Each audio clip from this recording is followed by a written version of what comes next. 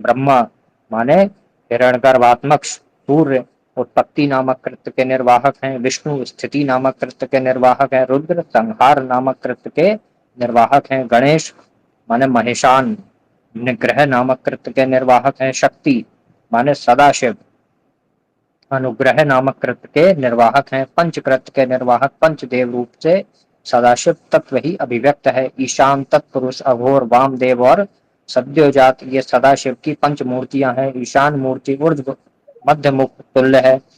तत्पुरुष मूर्ति पश्चिम मुख तुल्य है। अघोर मूर्ति दक्षिण मुख तुल्य है। वामदेव मूर्ति उत्तर मुख तुल्य है। सद्योजात मूर्ति पूर्व मुख तुल्य है। ईशान क्षेत्रज्ञ को व्याप्त करने वाली मूर्ति है। तत्पुरुष अव्यक्त को व्याप्त करके स्थित है। अघोर बुद्धि महत तत्व को व्याप्त करके स्थित है। धर्माधर्म ज्ञानाज्ञान रागाराग और ऐश्वर्य अनैश्वर्य ये अष्ट बौद्ध प्रत्यय है। वामदेव अहम को व्याप्त करके स्थित है। सद्योजात मन को व्याप्त करके स्थित है। पुनः ईशान आकाश शब्द तन्मात्रा श्रवणेन्द्रिय और वागेंद्रिय को व्याप्त करके स्थित है। तत्पुरुष वायु स्पर्श तन्मात्रा त्वगेंद्रिय और हस्तेंद्रिय को व्याप्त करके स्थित है। अघोर अग्नि तत्व रूप तन्मात्रा नेत्रेंद्रिय और पादेंद्रिय को व्याप्त करके स्थित है। वामदेव जल रस तन्मात्रा रसेंद्रिय और पायु उपस्थ को व्याप्त करके स्थित है। सद्योजात पृथ्वी गंध मात्रा ग्रहण इंद्रिय तथा उपस्थ गुदा को व्याप्त करके स्थित है। इस प्रकार सांख्योक्त क्षेत्रज्ञ प्रकृति महत अहम मन दशाविद इंद्रिय तथा सूक्ष्म स्थूल दशाविद भूत रूप 25 तत्वों को व्याप्त करके सदाशिव भगवान प्रतिष्ठित हैं। इस प्रकार स्वप्रकाश सर्वाश्रय नामक सदाशिव हैं। सर्वभव रुद्र उग्र भीम पशुपति ईशान तथा महादेव ये सदाशिव की प्रसिद्ध अष्ट मूर्तियां हैं। शिव की शारवीय मूर्ति पृथ्वीमयी है। भावी मूर्ति जलमयी है। रौद्री मूर्ति तेजोमयी है। औग्री मूर्ति वायुमयी है। भैमी मूर्ति आकाशमयी है। पशुपति मूर्ति क्षेत्रज्ञ रूपा है। ईशान मूर्ति सूर्य स्वरूपिणी है। महादेव मूर्ति चंद्रमयी है। सोम सूर्य और अग्नि ये तेज के ही प्रभेद हैं। शेष पृथ्वी जल वायु आकाश और आत्मा क्षेत्र पशुपति ये पंच मूर्तियां हैं। इस प्रकार क्षेत्र तथा पंच रूप से सदाशिव तत्व की अभिव्यक्ति है। ओम महादेवाय नमः। ओम महेश्वराय नमः। ओम शूलपाणाय नमः। शूलपाणय नमः। ओम पिनाक ऋषय नमः आदि शिव के अष्टाक्षर मंत्र हैं। ये अष्ट मूर्ति और अष्ट विभागापन्न प्रणव के द्योतक हैं। आकार उकार मकार बिंदु नाद शब्द काल और कला से युक्त प्रणव धीर प्रणव है।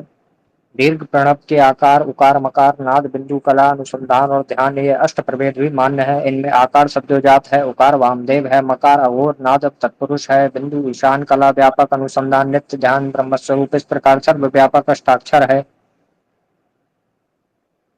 मकार पर्यंत जो प्रणव है वह आ उ मा इन तत्वों से युक्त है। इसी को हर्ष प्रणव कहते हैं। आ शिव है। उ शक्ति है और माँ मकार और मकार इन दोनों की एकता है। इस प्रकार शिवात्म तत्व का अभिव्यंजक प्रणव त्रितत्वात्मक और अष्ट तत्वात्मक है। शिव तत्व शिवद है। शिव में शा शयन और सुखद वाचक है। और सुख शयन सुसुप्ति अथवा समाधि है। सुसुप्ति और समाधि में दैहिक ताप का वारण और छालन होता है। ई क्या है? ई अभिष्ट उपलब्धि रूप काम है और अभिष्ट उपलब्धि से भौतिक ताप का वारण होता है। वह अमृत बीज वरुण और विश्लेष है। वरुणादि अधिदैव है। उनके अनुग्रह से दैविक ताप का विश्लेष वारण होता है। सर्वात्म स्वरूप शिव तत्व विज्ञान से समाधि सिद्धि अभिष्टोपलब्धि और देवानुग्रह की प्राप्ति सदा असंभव है। इस प्रकार त्रिविध तापों की शांति स्वस्वरूप वास्तव वस्तु के परिशीलन से सहज संभव है। इस प्रकार शकार का अर्थ है नित्य सुख और आनंद। इकार का अर्थ है पुरुष और वकार का अर्थ है अमृत तत्व स्वरूपा शक्ति।